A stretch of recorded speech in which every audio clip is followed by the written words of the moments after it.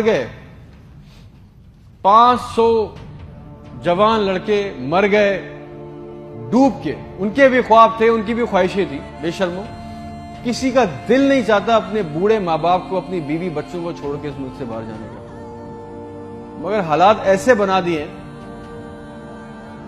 कि यहां रहना, ये चॉइस बहुत मुश्किल है कि अब करेंगे।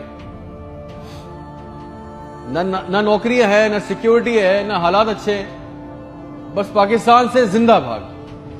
हम जिंदा कौम हैं, पाइंदा कौम हैं, मिली नगमों झूठे इश्तिहारों में लगे हुए, जाली दुश्मनों में डरा के फंसा के हमें रखा हुआ है कि कहीं हमें अकल ना आ जाए।